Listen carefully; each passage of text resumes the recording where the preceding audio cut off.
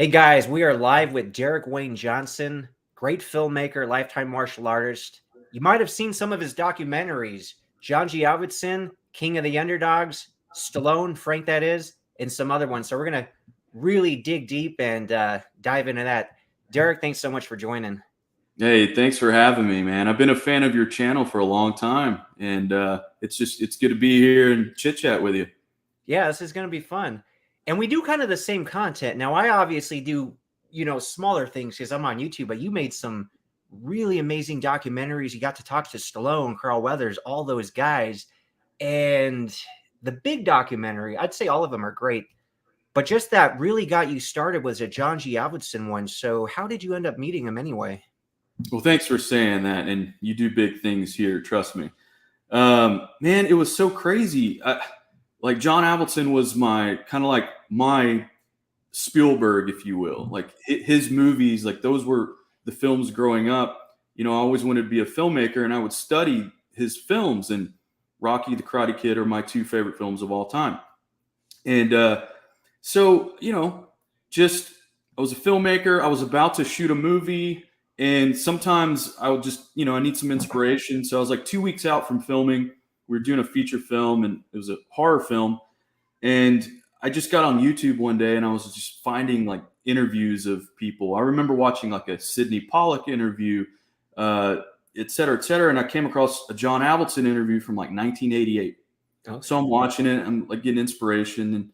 And then I look at the YouTube username or the handle rather, and it said Avildsen 1221. I go, hey, whoever created this channel is a huge Avildsen fan because that's his birthday, December 21st. So I'm like, cool. So I click on it. And this is like 2012. And like, as I'm looking to all these videos, I'm realizing this is John Avildsen's personal channel. Wow. So, and I don't know if you can still do this. I mean, you obviously know because you have a channel, but back then you could send like an email, like direct email to the channel. And so I just kind of sent this half fanboy, half business email, through YouTube. And I gave all my information, walked away from it, didn't anything of it. Sure. And the very next day in my personal email, I get an email from John Avildsen. It said, yo, Derek, what can I do for you? I was like, well, there's a lot you can do for me, John. And then from there, it was just emails, phone calls. I flew out. I wasn't living in LA at the time, but I flew out to LA to meet with him. And we just started having this rapport. And he realized that not only am I a fan of his work, but like I'm a filmmaker. Mm-hmm. And so I offered him a couple of scripts, one of which cost me $1,000. What do you mean it cost you $1,000? Yeah. So John was like, look, I get a lot of scripts. I'm basically retired. Look, I tell you what, if you send me the script and a check for $1,000, if I like it, I'll do it. And if I don't like it, I'll script doctor it for you for $1,000. So I said, okay. So I write the check, put it in the mail. 2 weeks later, we were about to start filming that movie I was telling you about. And I get a call from him. And he goes, Derek, get a pen and paper ready. Your script sucks. Let's talk about it. Hey, at least he's honest, man. He was so honest. And so that happened. And then I offered him another script of which he didn't charge me for. And then it clicked. I was getting turned down, from him. And this was like my hero. And finally, after I flew out to meet him and I come back and he turned me down again, I figured it out. I got on the phone. I said, John, look, if I can't make a movie with you, I want to make a movie about you. I want to do a documentary. And he goes, you want to work with me, kid? You're in. And that is how I got on this insane journey to work with John Avildsen. And then the rest after that. It's been just wild. Yeah, great documentary. So it came out in 2017. Also, the same year that he unfortunately passed. So when did you actually start filming the documentary, though?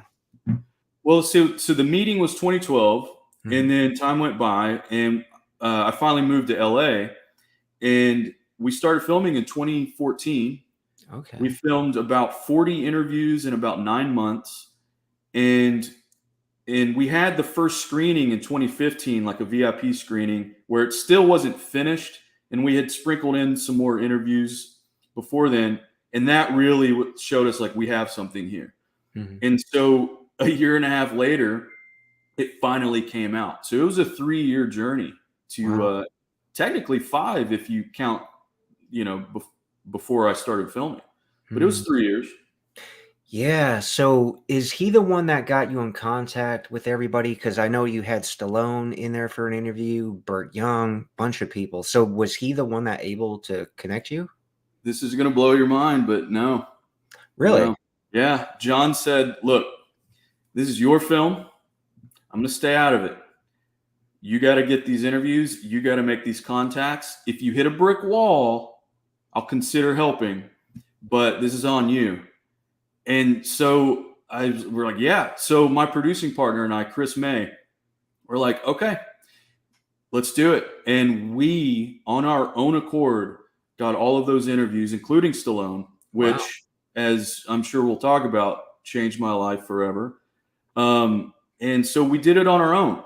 And there was one major player that we wanted that we couldn't get. And we went to John for that favor. Hey, you said if we hit a brick wall. He goes, no, I didn't say that. Nah, if they don't want to be in it, they don't want to be in it. We're like, you said. He's like, I won't say who it is, but whatever. But they did end up in the documentary. Not this particular person, but everyone else we got on our own. Yeah. Wow. That's interesting. So I noticed in the credits, so you think a lot of it was either Kickstarter or GoFundMe. So was it fully funded that way, or did you guys raise money first, or? It was Kickstarter, but no, this is so interesting. So I went to Kickstarter just to kind of get the word out there. So I just asked for like 20 grand. We ended up getting 29 grand. Oh, nice. And so that showed you that people, really wanted this, but you can't do a documentary for 20 or 29 grand. But it got the word out. And I got to tell you, by doing that, most of the private investors that ended up giving us our huge budget found out because of that Kickstarter. And they go, hey, we don't want to donate. We want to invest. Oh, okay. And so it just ballooned into an actual big production. Wow. Yeah, it was so well done. Well, you mentioned meeting Stallone and how it changed your life. So how did you end up getting a hold of him, and how did it change your life? Yeah. So this is crazy. Like, I think let's see. I want to say, oh yeah. Okay. So moved to LA, started getting this documentary going, and we I can't give away too many of my secrets, obviously. Sure. But we got one person on board, and the word started getting out in Hollywood. There's a new guy in town, me, making this documentary on John Avildsen. So everybody's talking about it. And so I started getting a few people on board. And so when we contacted Stallone's people, they said, yes, he wants to do it. Now, I'm floored, right? And everyone's excited.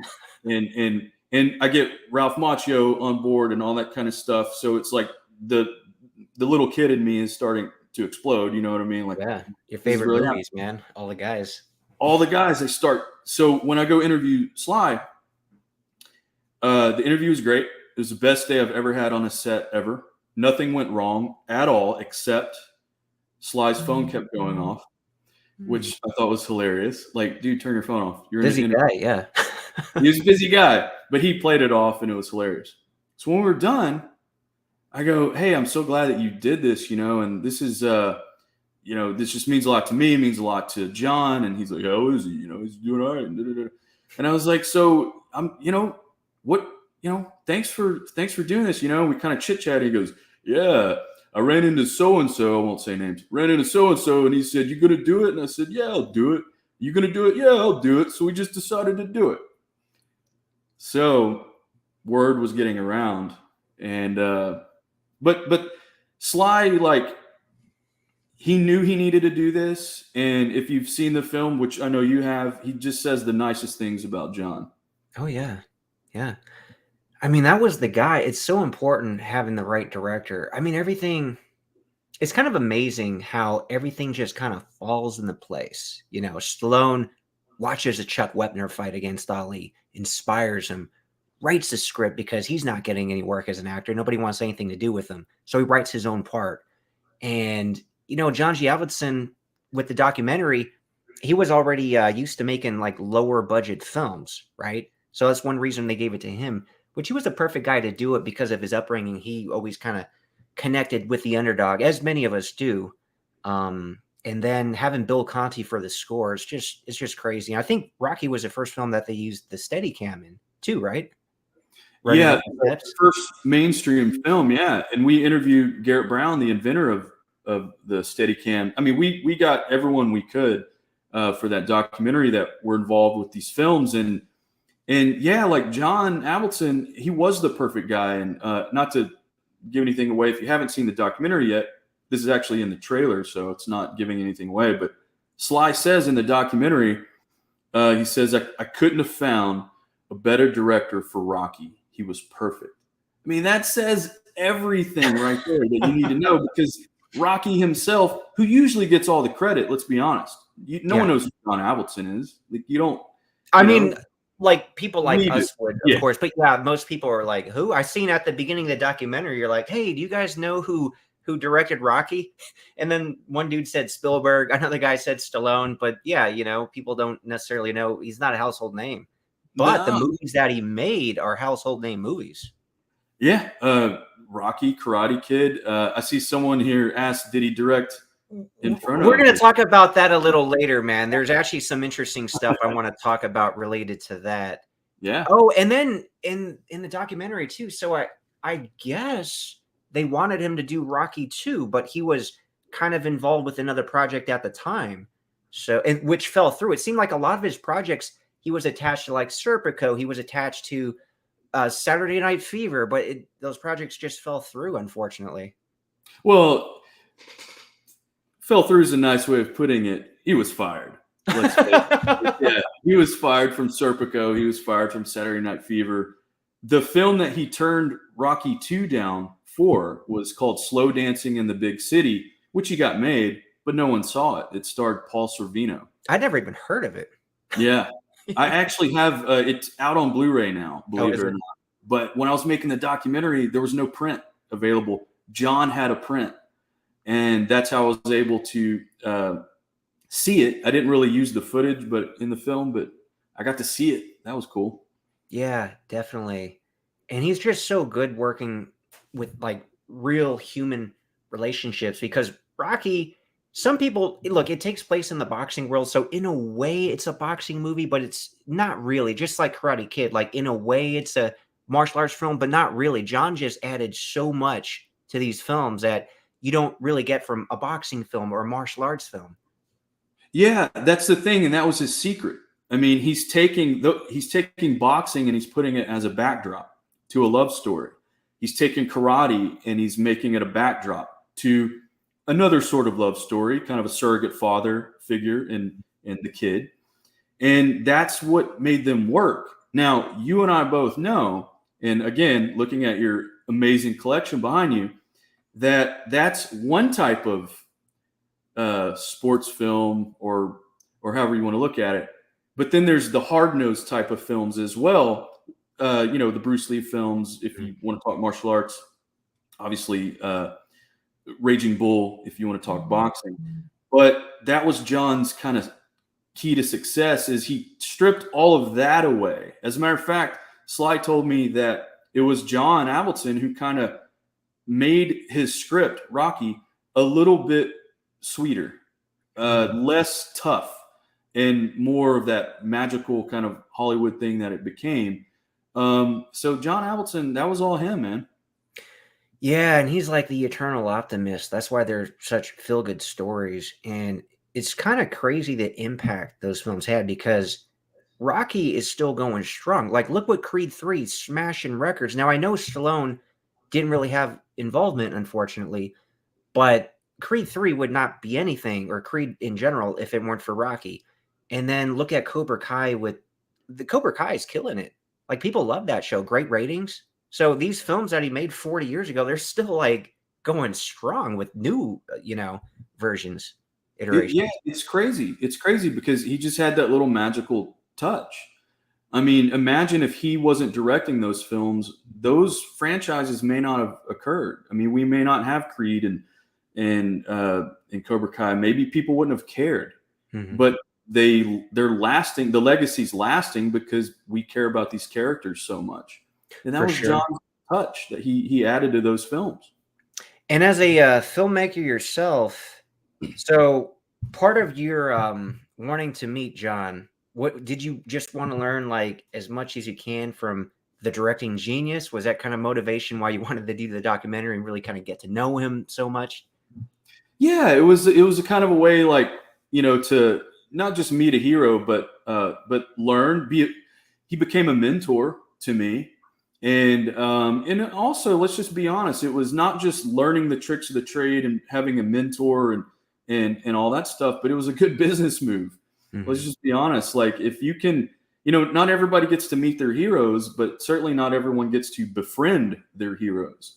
And he really took me under his wing and taught me a lot about the business and about being a filmmaker. I already was a filmmaker, but he really kind of became, in a way, like a Mickey Goldmill or a Mr. Miyagi, to me for 5 years, the last 5 years of his life. And I'm just forever grateful to him for that and all the things that it kind of like have spawned from that friendship we had. He was just a really cool, interesting guy. I mean, he also could be very tough. Very tough. He could. How so? He was very, he was a very small man. So I don't mean physically tough, but just his demeanor. He was very opinionated, and he could hurt your feelings, but then he might feel bad about it afterwards. Now, I'm not saying this to obviously to slight my late friend. It's just that it kind of shows like what it takes to be a filmmaker. He had that, like, he knew what he wanted and he had an opinion. Yeah, sure. As I think every great director should. So I guess he could be a little abrasive, it sounds like. That's the word. That's the word. Yeah, they say that about Sheldon Lettich as well, because he knows what he wants. So, I could see how that might rub some people the wrong way, but from his perspective, it's like, look, we're just trying to create magic and, make the best film. So, yeah, it makes sense. Now, it must have been a great honor after the success of the King of the Underdogs. Didn't Stallone want you to make that Rocky documentary? Yeah. So here's another really cool story. So I actually, it's the whole Stallone thing is just so Hollywood in itself, how this happened. So, interviewed Sly for King of the Underdogs. About a year and a half goes by. I run into him on the street and I say hi and, remind him of who I am. Why would he remember me? He's like, oh, hey, there's a movie coming. All right, good. It's good to see you. Very like just cool movie star, Sure. And, but he remembered me and that was nice. And then, like, not too long after that, I befriend his brother, Frank Stallone. We met at a kind of a dinner with mutual friends, and I knew that I had footage of Sly and Frank sparring, just goofing around on the set of Rocky, not the set, but when in pre-production, and that John Avildsen had. So I called John and said, "Hey, Frank's going to be at this dinner. Do you mind if I show him that footage? I'll just show him on my phone." And he goes, "Yeah, go ahead." So when I get there, I said, "Frank, good to meet you. I got to show you something." And I pulled my phone out, and it's him and his brother, and he teared up. He had never seen it. He didn't even know that existed. So the next day, I get a call from Frank. He goes, "Hey, my brother, I told my brother about that footage and I sent it to him. He wants to know if you can give him some of that footage, if John would be cool with that." I said, "Yeah." So I called John and said, "Hey, look, Sly saw that footage and he would like to have some of it." John said, "Absolutely, my treat." So at Sly's request, I put about 2 hours worth of this behind the scenes footage on a Blu-ray and Sly said, put some Rocky music underneath it or else it'd just be a silent film. Sure. And I did. Gave it to him. He was very thankful, and that was that. So now it's like a year later or whatever. I'm telling you, the snowball effect is insane. And Sly wants to see King of the Underdogs. So he invites me and my producing partner, Chris May, and Frank over to his house. He'd like to see a screening. Now, the movie's not out yet. It's about a year away from being released. Sure. And so Sly, we go to a screening room in his house, and it's just Frank, Sly, myself, and Chris. We put on King of the Underdogs, and he's loving it. And, of course, he's in it. Yeah. So as the credits are rolling, dude, like the credits are rolling, he leans in and he goes, I have an idea. And I'm like, yeah. And that's when he pitched me the idea for 40 Years of Rocky, The Birth of a Classic. Wow. And that was all his idea. Like, people have to understand that documentary was his idea, and he asked me to do it. And I said, of course. Now, this was 2016, the 40th year. Mm-hmm. Now, looking back, I regret, should have changed the title because it came out in the 44th year. Sure, so, sure. But the paperwork was done, and what do you do? So he pitches me that idea and followed through on it, and we did it. So now that's the second project with Sly so far, and there's a few more to follow. Yeah, so that second project, why did it take so long to come out? You didn't work on it for 4 years, did you? No. So in my little ambitious self, I got it done immediately. Okay. And I was like, okay, it's done. Well, it was an hour long. And Sly was like, Sly, it's not really working. It's kind of boring, I mean, it's just home movies. He goes, make it 45. Okay. Made it 45. Sly, it's still not working. Go 30. What could hurt? Went 30. It worked. Now, when I say it worked, A, B to C. It worked at 30 minutes. Now, everyone was expecting a 3-hour documentary or something. No, it started as an hour and it was too redundant. 45. Sly said, do it at 30, and it started working. So he got busy, obviously, with movies and his projects and just everything he had going on, like Creed 2 at the time and things like that. So finally, I don't mean to say finally as in he finally can, but we finally had the time to do it, and he did the narration in one take. Really? Wow. One take. All that I asked of him was to record an intro that I had planned and an outro. The rest of the meat of it, one take.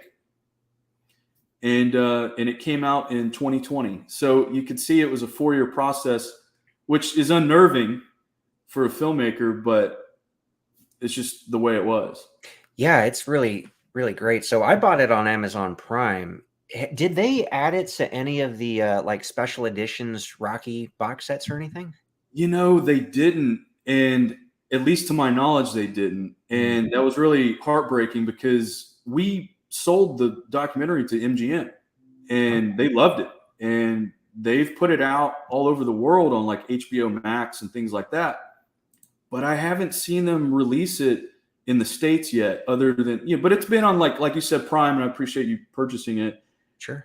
It's been on airplanes. It's been on, all over the place, but I don't know. I don't know why it hasn't been put, on a physical disc. Maybe they will. Maybe it'll be on HBO Max in the States. I don't know, but it's all over the world. Yeah, that's weird because it is so well done and a lot of really cool home footage, him narrating the whole thing. I'm just surprised that they didn't include it in that new 4K box set. Yeah, I was really looking forward to that. Maybe they would. But what's interesting is not to digress from 40 Years of Rocky, but another crazy snowball effect with the whole Stallone universe I'm in. is they did release the making of Rocky versus Drago on the new Rocky 4 4K Steelbook disc that came out. Oh, that's And cool. I edited that documentary Yeah. for Sly. That's So great. I didn't get 40 Years of Rocky on it, but they at least put John Hertzfeld's documentary that I edited for them. Nice, nice. Let's talk about Stallone. Frank, that is. Whose idea was that? Not mine.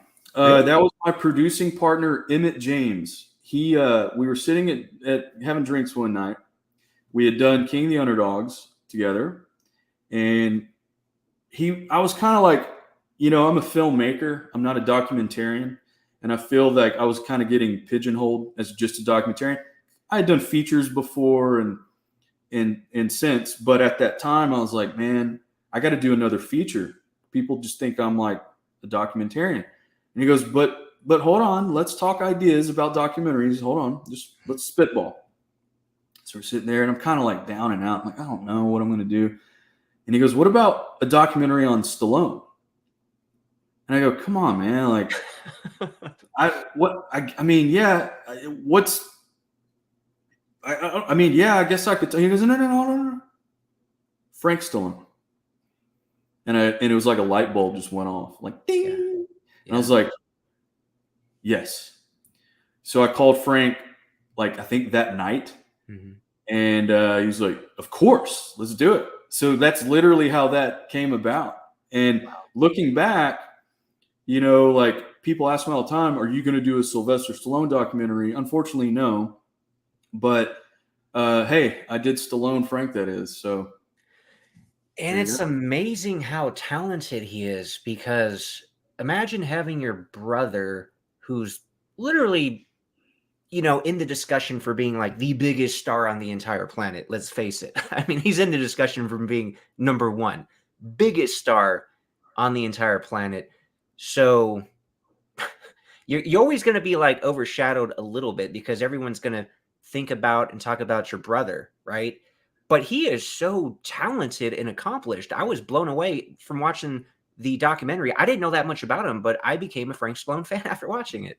Yeah. Isn't that wild how that works? Like you don't know about someone, then you watch a film about them and you're like, this is pretty cool. But yeah, like that giant shadow, I mean, he's lived in all these years, and like 50 years pretty much. I mean, you find out in the film, and that's actually streaming on Prime for your audience. That's streaming on Prime as well. And yeah, he's just lived in this giant shadow. He was a performer from birth, basically, and really just wanted to be a musician, and was. And then all of a sudden, a little film called Rocky comes out, and that shadow just goes. and he's been living underneath it ever since. So I thought, when Emmett James brought up that idea, I thought, what a great idea to show the brother, not just the brother of the biggest star in the world, but a talented brother who can't get out of his own way in a lot of ways, but also can't move that giant mountain that's in his way to success, yet still thrives and does his thing. I mean, he sells out every show that he performs at. I've been to 30 of them. I mean, he's still doing his thing. So I applaud Frank for that. Oh, for sure. Prior to that documentary, I had no idea how talented he was. I would have probably classified me as the group of people who probably, if they seen or heard anything about him, it's like, oh, well, he's just, riding his brother's popularity. So that's why he got this gig or that gig. But then when you watch it, you're like, wow, this guy is so talented. If he actually had a different name, he probably would have been a much bigger star. That's very true. I mean, very true. It was a different era back then where, as far as last names. Like now, there's a lot of famous siblings with the same last name because of reality TV and whatnot. Sure. And in this case, it's like, no, there's only room for one Stallone, in the 70s and the 80s and whatnot. But, you're right. Like growing up, you're kind of aware of Frank Stallone because you're like, oh, he did that song at the end of the movie, or oh, there he is, cameo. He's a did a cameo in Rocky or whatever with the jacket, the high school letter jacket, which I got to wear one time. Did you? That's cool. Yeah, it's very old and crusty, but and you're like, oh, okay, that's Frank, and then you just open up this whole world of like, wow, this guy's done a lot of stuff. Yeah, probably too much. You know what I mean? And we kind of talk about that tease, but we talk about that in the documentary. Like he's done so many things in so many different areas. Oh, such an amazing documentary. You guys got to watch it on Prime. If you haven't seen it, hey, let's go over some comments here. Turbo Terminator, I loved your Frank Stallone documentary. Watched it as the new year came in. I felt sorry for him when his band was introduced as Rocky's brother's band. Yeah. Wow. Yeah. And Sly talks about that, as you know, in the documentary, about the label of Rocky's brother. I mean, as Frank says, not only is it the brother of someone, but the brother of a fictional character. That's a good point. Yeah. Comment from Filmmaker: if you have to live in someone's shadow, pick Sly's. Yeah, it's a pretty big shadow. Yeah, at least you'll never get sunburn. Yeah. Carnivorous Barbie. Oops, I also watched the documentary. Really enjoyed it. Had no idea who his brother was. And thank you, Carnivorous Barbie, for the $5 super sticker. So let's go back to John G. Avildsen. So Rocky 5. What are your thoughts on Rocky 5? Let's talk about that. Yeah. Rocky 5. Man, you know, our generation, we grew up, it was on TV all the time, right? I mean, we grew up watching Rocky 5. It was there in the 90s. And, you know, Tommy Morrison was just awesome and just visceral and just a beast. And then when you get older, you're like, this isn't that good. And then when I started diving into Avildsen's world and doing the documentary and examining this, you start to realize why it's not as good. And there's so many factors into that. And a lot of that was, you'll find out in John G. Avildsen King, the Underdogs, why it turned out the way it did. And it's sad because there is an existing kind of director's work print that I saw. It used to be on YouTube. I don't know if it's still there. I haven't seen it. I'd like to see it, but have you heard about it? I heard about it, but I never seen it. It's good, man. It's good. Wow. Like I saw it probably 10 years ago when I was starting up the documentary, but there's shots in there like for example, I remember a scene of Tommy Gunn like laying in Rocky Jr.'s bed, because I think he like took over his bedroom or something like that. And he's like laying there trying to sleep at night, and he looks up and he sees the championship belt, and he's just looking at it. And it's symbolism showing like, I want that. I want to be that. Sure. Where's that in the final cut? You know? So the work print was really good. And I think they did a good job looking back. It's just unfortunate that there was just something off about it. But I'll go watch it every once in a while. Okay. Because now the work print, cool. I know John G initially signed on because Rocky was supposed to die, and then Adrian came out and made a public statement. Was that in the work print or not? I actually can't remember, so I don't want to misquote. I just don't remember. I don't even know if they shot that or not. Interesting. So I should know this answer, but I don't, unfortunately. Here's a comment that I want to expand on from RM. If the other Rocky movies didn't exist, I think it would be better seen. So I 100% agree. The problem with Rocky 5 is that, of course, you're going to compare them to the other 4, and those movies were beyond incredible. So looking back at part 5, I actually appreciate it more as I got older because of the movies in general that have come out over the last 30 years. So if Rocky 5 wasn't that great in the 90s, over the last 30 years, Rocky 5 is amazing. Now, I do like the Creed movies, but just in general, I think Rocky 5 it's got like a lot of energy. It's fun. He went full circle like Rambo was supposed to do, right? In Rambo 3, when Troutman was talking to him, going full circle. So I didn't mind. A lot of people had, oh, why does he have to get broke and go porch? Like, I think that worked to see him back in the old neighborhood, you know? I agree. I agree. I guess I did make it sound earlier like it as I got older, it got worse or whatever. I think what I mean is, as a kid, I'm digging it. Then I get a little older, then I'm like, ooh. But like you're saying, now that I'm older, I'm like, well, hold on a minute. And again, I think Tommy Morrison in the film is fantastic. Oh, for I think sure. he's just so like, he was a great boxer and he was really good in that and so believable. And like you're saying, full circle, you really do feel for that family when they lose everything and then it's all Paulie's fault and stuff like that. It's like, Polly. wow, like Paulie did the ultimate screw up, you know, because that's what he is. He's a screw up. So yeah, maybe I don't know, maybe I'll watch it tonight. And I haven't seen it in several years. I love the scene. It's so powerful. The speech, the argument that he has with Adrian, and Tommy peels out in his convertible, you know, and it was like Rocky is like, this was our last chance, right, to get us back. Just the betrayal, like when he's watching the fight and he's hitting the bag and Tommy's beating Union Kane, and then when Tommy gives that speech, I want to thank the guy who is a guardian on my shoulder, you know, and he thanked Duke. Just like, there's powerful moments in that film, man. And I have a sneaking suspicion, maybe you can actually ask Stallone this someday. He'll go on record and say he doesn't like Rocky 5. I have a sneaking suspicion it's just not a fight he wants to fight, as far as like people give it so much crap. He's like, I'm not even going to fight that. I'll just go along and say, yeah, it's not that good either. There could be some of that, but also you have to remember he didn't direct it.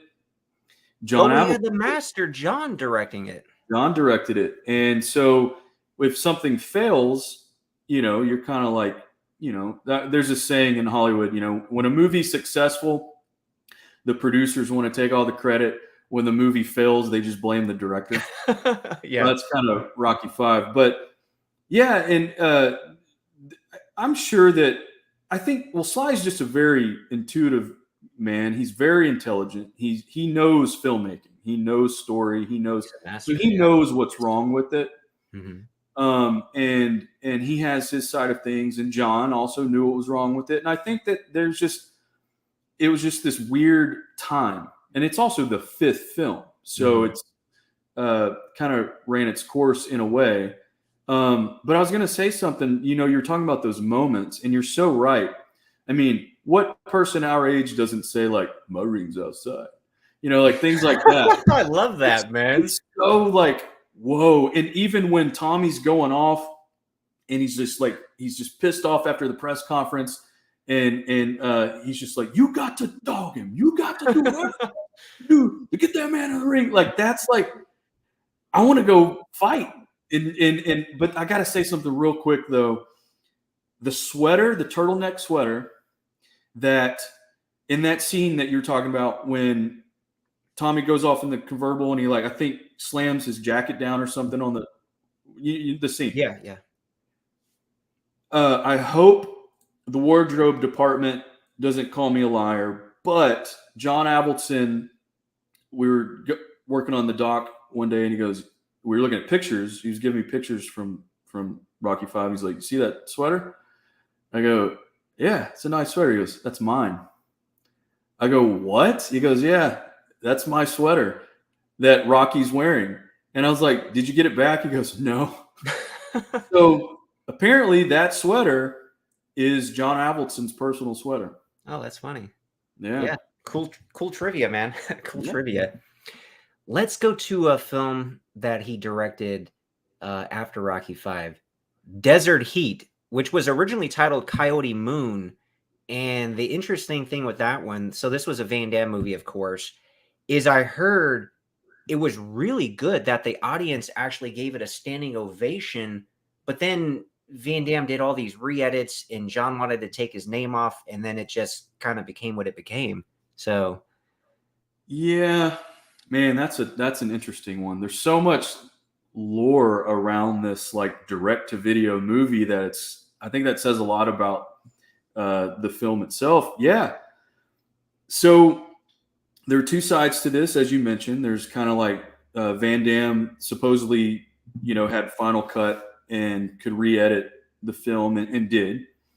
I think John, if he didn't have Final Cut, he wanted Final Cut and wasn't happy with the re-edits and said, "Hey, I'm out of this." Took his name off of it, did an alias, and so yeah, there was contention.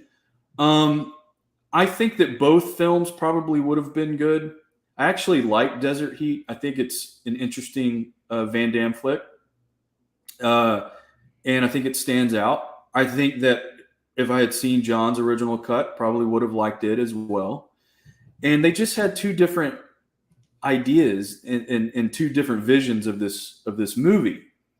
I've actually seen a lot of behind the scenes footage from that, some of which you see in King of the Underdogs, but I have a whole lot of that behind the scenes footage of Van Damme on the set with John. Yeah. Really? Oh yeah. You gotta share that with me sometime. Yeah. Basically, like I have all of John's home movies and behind the scenes stuff, because naturally doing the doc on him, he gave me everything. Sure. So that's one thing I have. It's fascinating to watch. But I need to see some of this, because you only put a little sliver of it in the documentary, and I was just thinking there's got to be more. So there were talks like he does have like a work print. You never seen the work print though? No, I've seen like footage of it, but I've never seen the actual thing all the way through. So Desert Heat, you mentioned you liked it. I will say when it first came out, I bought it right away, of course, because it's a Van Damme movie. I didn't really like it because I compared it to, his prior work over the last 10 years. But now I really like it because I compare it to what he came out with over the last 20 years. So it's all relative. Yeah, I agree. And because last time I watched it was probably 2014 when I was going in to do the doc. So I haven't seen it in 9 years, other than like putting the documentary together. But that was 1990. It came out in 99. They shot it in 98. Yeah. But what's crazy is that is John Avildsen's last feature film that he directed. And it was a Van Damme movie at peak home video Van Damme. Mm-hmm. And I actually would try to get Van Damme in King of the Underdogs. He was unfortunately busy and couldn't do it. He was, but it would have been great to have him. I wish we would have. It's so funny, speaking of Van Damme, because I know that you're a big fan of Van Damme's, as I am too. But clearly, I bow to you on that one. You are the man when it comes to Van Damme. But I know a much bigger fan than myself, by the way. But yes, I am a fan, a big fan. Well, yeah. And of course, I'm giving you as much respect as possible because Van Damme is awesome. He is. I missed a lunch opportunity, not to have lunch. Like I didn't get invited to a lunch opportunity, but one day, Frank Stallone, we used to get lunch all the time, and he was like, "Do you join me today or whatever?" And I just couldn't for whatever reason.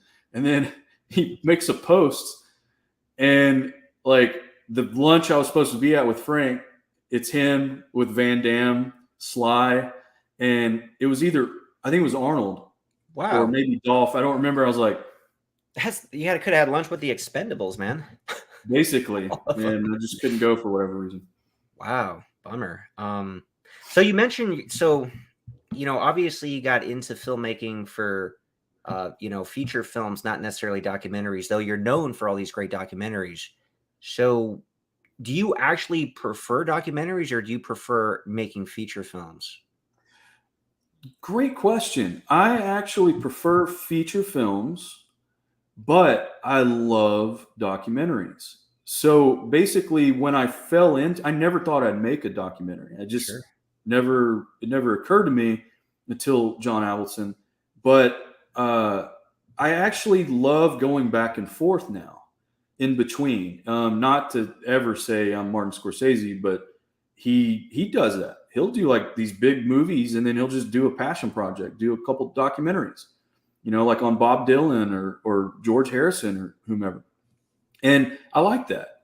I like that because I get to tell these interesting stories about these interesting characters that I grew up, like, again, the Avildsen thing and the Stallone stuff and Karate Kid and all that. And then I get to go make something fictional, which, so I like the balance, I guess is what I'm saying, is going back and forth. And I got out of, not got out of documentaries, but I got to, after several years of just doing that for a while, I came back to features. And so, we'll see what happens. And you shot a feature not too long ago, I think, Bloodstreams, right? Yeah, Bloodstreams. So that's my latest feature that is not out yet.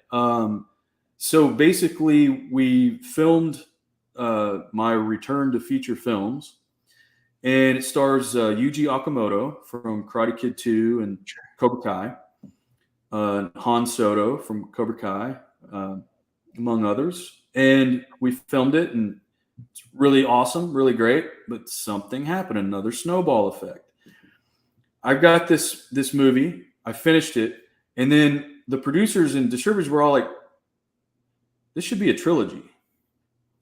So we're holding off on releasing it because we may shoot more of it and maybe go into trilogy territory. So we're working all of that out right now to see if that's the route we are going to go. And so unfortunately, that film's not out yet. But for any filmmakers watching out there, it's better to hold on a film and try to maximize that potential down the road. In this case, a trilogy with a far larger universe of cinematic universe, than to just go ahead and release something. Because if we pull this off, then we have a better product and a continuation of these characters in the story, as opposed to just doing a one-off and releasing it. So we're in this weird middle ground right now where we have a finished film, but we're trying to take it further, and we'll see what happens. So the question is, if you guys do decide to go the trilogy route, do you just have to film some extra stuff to put in the first one? Is that why you guys are kind of waiting? Yeah, to kind of tie it up in a little bow, but also to bridge the gap into a trilogy territory. Now, what I'm saying right now could be construed as, so you're just dating the film by letting it collect dust and you may go back. No. We're looking at our product and we're going, we can maximize this story better. So either we hold off and do a trilogy and release them accordingly, or maybe we do go back in and film some new stuff for the original cut and then release accordingly. So it's really interesting. We're kind of treating it that way. In the old days, you would make a movie, release it. If it does well, do a sequel. Yeah, for sure. We're actually holding on to ours to see if we can turn it into a trilogy. So, yeah. It's interesting. Out of curiosity, so who ultimately will make the decision? Are you guys trying to see if you could get more investors who would put into the trilogy and then decide, or is it just creatively you're thinking, well, let me see how I can expand this in 3 movies, or what's the holdup? Basically is the question. What's the holdup? Great question. A little bit of all of that. When it comes down to it, I can't say too much, obviously, but we're just trying to make it all work, and also on casting down the line of who might be these additional characters. So we're Stallone? Frank, that is?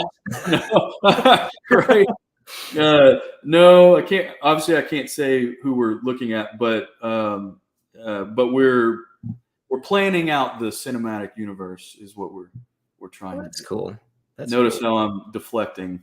Yeah. Do what you gotta do, man. Got the defense right. Right. That Rocky didn't really have that great in boxing until part 3. Right. But, hey, let's talk about your martial arts background. So obviously, Rocky, Karate Kid were your favorite movies, and you're also a lifetime martial artist, right?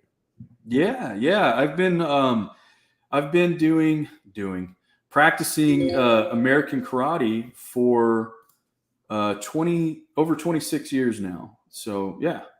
Okay. So when you started like 26 years ago, was it called American karate, or was it just called karate generically? Yeah, it was called American Karate. Oh, really? And I had, growing up, I started in January of 97. I'll never Okay. forget. And it said on the flyer, American Karate. I was like, what is this? Now, this is like, I didn't have the internet, like no cell phones, like, you know. So I knew karate is from Karate Kid and Chuck Norris and Bloodsport and all this stuff. Oh, sure. So I'm like, American Karate, this is interesting. I don't know what this is. And I've been with it ever since. And it's its own style of karate in itself, what I practice. But also, you could say American karate is an umbrella for just karate in America, perhaps. But it's kind of an Americanized, I'm using quotes again, air quotes, an Americanized system of karate. It's basically, it comes from Shotokan and it comes from things like that. And it incorporates, it's kind of like a hybrid. There's traditional martial arts, and then there's MMA, right? Or modern martial arts, if you will, if you want to look at it that way. We're kind of like a hybrid. Like we don't just stick to tradition, but we respect tradition and have tradition, but we also are looking for new and inventive ways of fighting. So it's a really interesting system. And I've, again, been with it since 97. Yeah, okay. So it constantly evolves, kind of like how Krav Maga does. That's really cool. So same instructor all that time, or? Oh man, I've been blessed to have my instructor. His name's Robert Lamont, and he is a Kyoshi now, seventh degree, seventh level. Man, it's so crazy. I just turned 40 this year, and I am now the age right now that he was when I started his karate school. Oh, okay. So he's 66 now. And it's so crazy. Like, I've had, again, another real world kind of Mr. Miyagi, if you will. And it's just incredible. And I don't know if you knew this, but like recently for my 40th birthday, he gave me a little surprise. After class, he was like, we bowed out and released everyone. He goes, "Derek, suit up." I was like, "What?" And we got to spar together because he retired from sparring years ago. And he sparred me for a little 40th surprise. And that was really cool, man. That was like, geeking out a bit, but it reminded me of like Dragon, the Bruce Lee story, when he goes and visits Ip Man, and he's like, they strike, and he like grabs his forearm, and Ip Man's like, "Yes, you got it. You're like the master now." It was like one of those moments, but it also kind of felt like Rocky and Apollo at the end of Rocky 3, where it's like, I'll never say who won, kind of thing. And it was just like this real cool moment that he gave me. So that was just not even 2 months ago when that happened. That's really cool, man. Here's a question. It's kind of related to Gareth Smith's question. Because Rocky and the Karate Kid were so inspirational to you, and you're a filmmaker, what's the genre of this film? Of Bloodstreams? Yeah. Oh, it's a crime drama thriller. It's kind of a very, I'm glad that question was asked. So a lot of times, remember earlier I told you about getting pigeonholed and things like that. I've actually had a Hollywood executive be like, "How do I know that you're not just a documentarian or a Rocky Karate Kid guy or whatever?" I was like, "Well, let me show you." So I also have a lot of interests in those kind of gritty crime thrillers like we grew up with, and action films and stuff.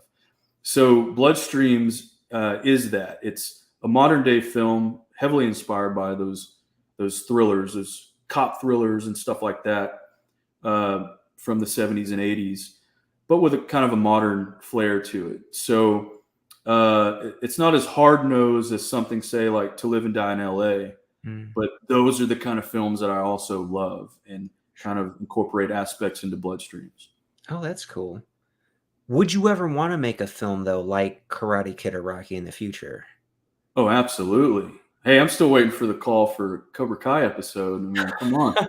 Come on, Ralph. Call me. Yeah, you can represent American karate in there. There you go. There There you you go. go. It's never too late. Actually, it is going to be too late since this is the last season. Oh, But no, they're ending it. Wow. Well, at least they end on a high note, right? yeah, yeah. And I mean, it's such a great series, and I love all those guys. They're just fantastic. For But yeah, sure. I would love to do something like that, 100% for sure. Hey, here's a really good question. Savoy 1984. Love your documentaries. What's your favorite scene from a Rocky or Karate Kid film that nobody else mentions? Okay. Well, now that question would probably take some time, so I'll try to not waste time. I'll say this. Let me kind of formulate my answer. I'll say this. When I interviewed Sly the first time for King of the Underdogs, when I in the film we kind of break down round 14 of Rocky. Oh, yeah, that's amazing. Round Yeah, 14. round 14, not the last round, which got talked about a lot. But when I was questioning Sly, or interviewing Sly, I should say, he was like, no one's ever asked me about round 14. Let's talk about it. Like, he was so jazzed to talk about it, because that is my favorite scene in all of cinema, is round 14. And basically, to remind you, you as in the audience, Rocky gets knocked down. Mickey tells him to stay down. Adrian runs out, wills him to get up. His own will, he gets up. Apollo turns around, and it's just this moment. It's so cinematic. That's my favorite scene. And then also, clearly, like in The Karate Kid, when Daniel bows to drunken Miyagi, who's just passed out, and that moment where the boy becomes a man, it just, I mean, I just got goosebumps Get just now. goosebumps from that, sure. That scene, it just, every time it gets me, because, I look at that, like, that's like my grandfather, that I'm, like, that's my instructor. That's all the mentors I've had in my life. So that scene really strikes a chord with me. Yeah, and you covered those two scenes from those two different films very well in the John G. Avildsen King of the Underdogs documentary, which you guys need to check out. If you haven't seen it, you will absolutely love that documentary. Great documentary. And hey, where can people find you, follow you, so they could kind of keep up to date with your work, documentaries, film, feature films, etc.? Basically on Instagram, you can find me at DW Johnson 16. So DW Johnson 16. That's my handle for, I'll be honest with you. I hardly ever use Twitter, but it's for Twitter. It's for Instagram, Facebook. I don't really have like a huge following per se. I think I kind of talk about shadows. I think my films kind of overshadow me, but I love interacting with people that kind of are into the same stuff that you and I are into. And so Sure. you can find me Twitter, Instagram, Facebook. Yeah, I'm out there, and I love talking about this stuff. So I encourage people to follow me, hit me up, and maybe we'll have something in common. Yeah, for sure. So in a way, you're kind of like your mentor, John G. Avildsen, how, people don't really know his name, but they've seen his work. And your documentaries have, obviously, they're very popular. They're very, very great. And you did get appreciated and recognized in your hometown, though, recently, didn't you? Don't you have like a star on like the Walk of Fame out there? Yeah, yeah. Thanks for bringing that up. It's super cool. I'm from a town in East Texas called Carthage. It's right close to Louisiana, just to give you some geography there. And it's a town of like 6,000 people. And they gave me the first, I was one of two inductees into their Carthage Arts Walk of Fame.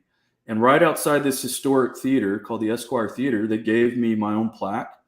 And it says Derek Wayne Johnson, filmmaker. And it was just so like incredibly amazing. I remember, speaking of Sly, I sent a picture up to Sly and I said, it's not as cool as your star, but whatever. He's like, enjoy it, man. You earned it. So that was like a cool little moment, like, where I was like, awesome. But Yeah. that was just super cool that the town did that. And I'm just truly grateful for that honor. Yeah. Oh, yeah, congratulations. That's great recognition, especially from your town. And yeah, Very cool, man. So, guys, remember to check out those documentaries and then follow Derek Wayne Johnson on Instagram. And like he said, he likes to chat about this stuff, as do I. So we're gonna wrap it up here, unless you got any last questions or comments. Oh, one last comment, Turbo Terminator. Wow, you got Yuji Okamata in your movie. Yeah, Yuji, I met him because of King of the Underdogs, and he's in the documentary, and we'd always bump into each other at places. I just think he's an incredible actor. Wrote the role for him with my writing partner Frank Mangarelli, and we crafted it for him, and even with Yuji, and it is an incredible role. He just knocks it out of the park. I think Yuji's just a fantastic actor, and I'm so happy that he's just shining in Cobra Kai now. Yeah, for He's sure. just dominating. So, but I want to say to you, man, like I really dig your channel. I love what you're doing. I remember when I discovered your channel, I was just like, like here's a guy that's like talking about all the stuff that like our generation just grew up on and loves. So I just, every time you post something, I'm like, how does he do this? Like, so I really thanks, appreciate man. what you do. Appreciate it. And just one last thing, Salty asked Penguin, thanks for the $5. And a question that they ask, or a comment, would love to see a new age martial arts documentary, possibly detail the lives. So there goes your next idea for a documentary covering some martial arts related things. I actually have an idea. Maybe you and I can talk about it privately, but I actually have an idea for a martial arts documentary that I've been brewing, but I haven't talked about it yet. So I'd love to work with you on something like that. In fact, yeah, let's wrap this up and we'll talk privately about it now. So thanks everyone for joining, and thank you, Derek. And just hang on a second here. Thank you. End the live.